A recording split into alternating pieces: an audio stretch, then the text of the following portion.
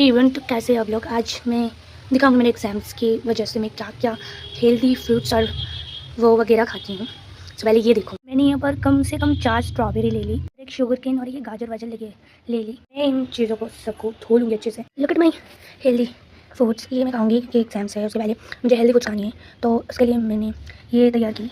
चलो खाते हैं।